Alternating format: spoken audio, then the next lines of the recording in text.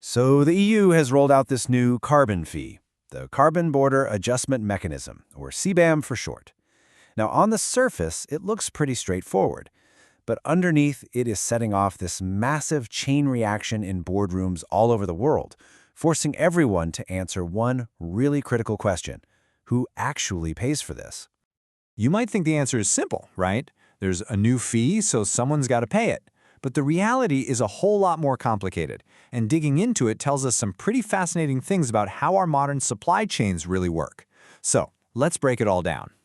If you've been following the news, you've probably got the usual suspects lined up in your head. It's either the foreign producer, right, or the EU importer, or maybe it's us, the people at the checkout.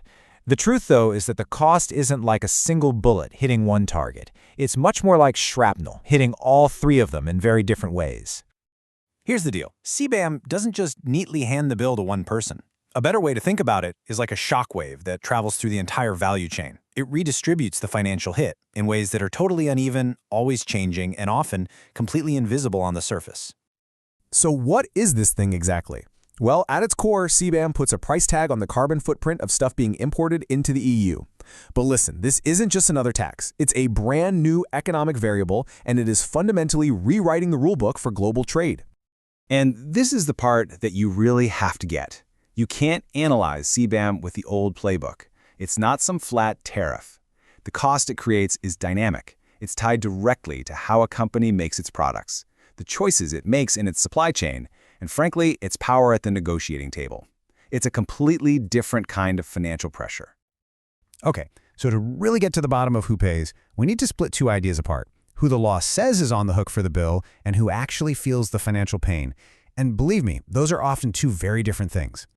So on one hand, you've got legal liability. The law is crystal clear on this. The EU importer is the one responsible for buying and surrendering the carbon certificates. But then, on the other hand, you have what economists call economic incidence, which is just a fancy way of saying who actually ends up poorer because of this. And that, well, that's not decided by lawyers, it's decided by bargaining power and market strategy. This is why it's so much more accurate to think of CBAM less like a fee and more like a financial stress test. It's literally designed to poke and prod at the weaknesses in a company's business model, revealing who really has the muscle to either absorb these costs or pass them on to someone else. All right, let's follow the money. How does this cost actually travel through the supply chain? Who takes the hit and who manages to push it down the line? If you're a producer outside the EU, especially in a really competitive market like steel or cement, you feel the pain almost immediately. But you don't get a separate bill that says carbon cost on it. Nope. Instead, your customers in the EU start demanding lower prices to make up for their future CBAM costs. So for you, the cost just shows up as smaller profits and shrinking margins. So the producers are feeling that squeeze. Now, think about the importer who's stuck right in the middle. Even though they're the ones legally responsible, they're playing a really strategic game. They aren't just paying the bill, they're managing risk. They can start sourcing from cleaner suppliers, or they can try to pass those costs on to their customers. They are the absolute pivot point in this entire mechanism. So what about us, the consumers? Does the bill finally land in our laps? Well, it totally depends on what you're buying. For premium, high-end goods where brands have a lot of pricing power, yeah, that carbon cost is often passed right on to you. But for everyday, price-sensitive stuff, retailers and producers are way more likely to just absorb the cost themselves to stay competitive. You know, maybe the single biggest change CBAM is bringing isn't just about the cost, but about visibility.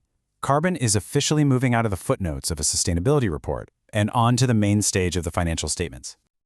For decades, carbon emissions were an externality. You know, a number kind of buried in a report, totally separate from the real money talk. CBAM just shatters that separation. Carbon is now a hard, variable cost of goods sold, and it directly hits the bottom line. Let's look at a super simple example. Before CBAM, this company's gross margin is $500. After CBAM comes in and adds a $50 carbon cost for their imported goods, poof, that margin shrinks to $450.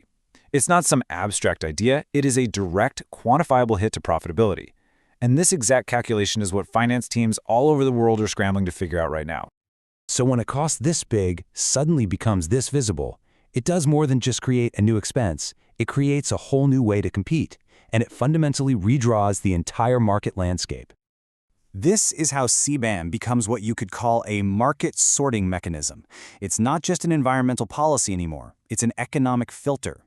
It actively rewards companies with low-carbon, efficient operations by giving them a real, tangible financial advantage over their competitors. And this sorting happens in 4 pretty clear steps. First, that hidden cost of carbon is made totally visible. Second, that immediately squeezes the margins of the less efficient companies. Third, as they struggle, the power to set prices shifts over to their more efficient rivals. And the final result?